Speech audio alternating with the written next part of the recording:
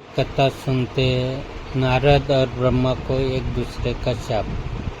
विधाता होते हुए भी ब्रह्मा जी ने पूर्व काल में अपने पुत्रों को सृष्टि की उत्पत्ति के लिए कहा तो वे सब इनकार करके तप करने चल दिए। पुत्रों के इस व्यवहार पर ब्रह्मा जी को इतना क्रोध आया कि उनका मस्तक ब्रह्म तेज से जलने लगा, जिससे 11 रुद्र उत्पन्न हुए, जिनमें से एक का नाम कालाग्नि रुद्र है। यह रुद्र सृष्टि का संहार करने वाला है। ब्रह्मा जी ने पुनः सृष्टि रची। उनके दाएं कान से पुलस्त्य, बाएं कान से पुलह, दाएं नेत्र से अग्नि, बाएं नेत्र से ऋतु, नासिका से दाएं पुट से हरानी, बाएं पुट से अंगिरा, मुख से रुचि, बाएं भाग से भृगु और दाएं भाग से दक्ष, छाया से कर्दम, नाभि से पंचासिक, वक्ष से विदु, कंठ देश से नारद और स्तन से मरीचि, ग्रीवा से अपांतर, रमना से वशिष्ठ, अधेरष्ट से प्रचेतक, वाम से कुक्षित से स्वयं यति उत्पन्न हुए।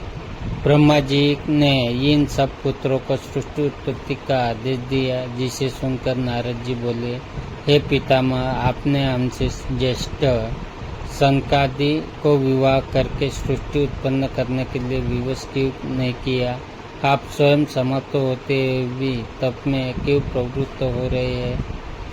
स्वयं सृष्टि रचना क्यों नहीं करते? यह कहा का न्याय है कि पिता अपने पुत्रों से ही किसी को अमृत तप प्रदान करे और किसी को विषपान संसारी बनने को विवश करे। पिताजी, आप जानते हैं कि अत्यंत निम्न और भयंकर इस संसार सागर में एक बार गिरने के बाद करोड़ों कल्पों के व्यतीत हो जाने पर भी निस्तार नहीं होता।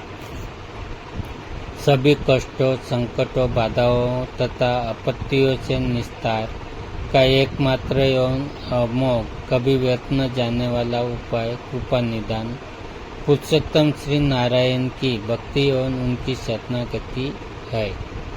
श्री कृष्ण के चरणारविंद में अमृत से भी अधिक मधुर एवं सुखद अनुराग को छोड़कर संसार के विषयों के विनाशक विष का कौन मूर्ख सेवन करना चाहेगा? इतना सुनने के बाद ब्रह्मा जी इतने अधिक क्षुब्ध हो गए कि वे नारद जी के वक्तव्यों को अपनी अवज्ञा समझते हुए स्वयं न रख सके और शाप देते हुए बोले, नारद, तुमने मेरी अवज्ञा की है, फलस्वरूप तुम्हारे ज्ञान का लोप हो जाएगा और तुम नाना योनियों में उत्पन्न होकर लंपट, कामी, घोर, श्रृंगारी ही नहीं अपितु श्रृंगार में मधुक वाक, मीठी वाणी बोलने वाला किन्नर और किसी योनि में दाती पुत्र बनोगे।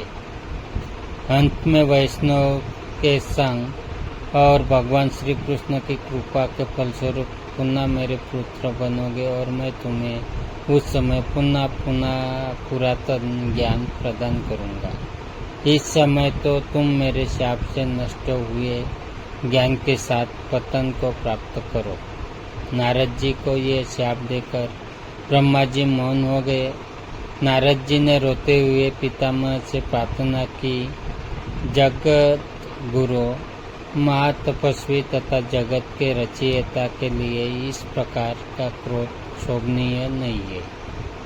कुमार्गामी पुत्र का पिता द्वारा त्याग और शाप तो समझ में आता है, परंतु तपस्वी एवं आत्मकल्याण के इच्छुक पुत्र को शाप देने का क्या औचित्य है?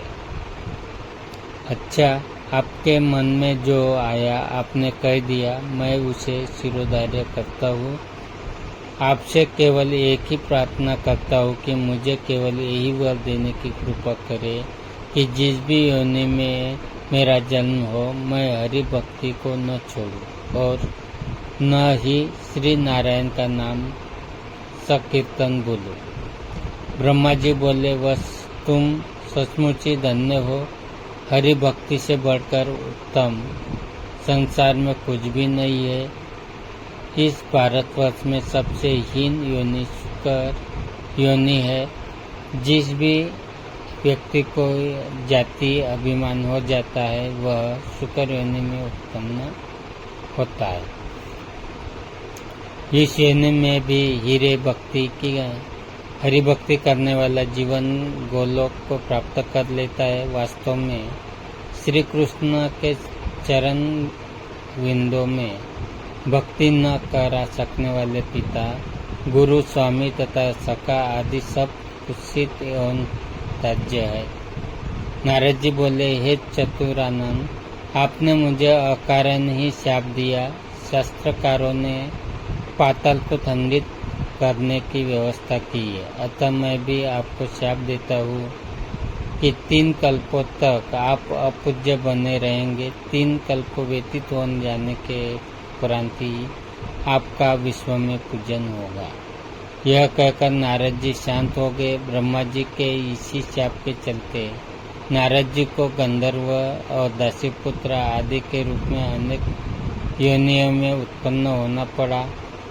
इन योनियों से मुक्त होने पर उन्हें पुनः नारद के रूप में जन्म लिया और पिता से ज्ञान प्राप्त हुआ।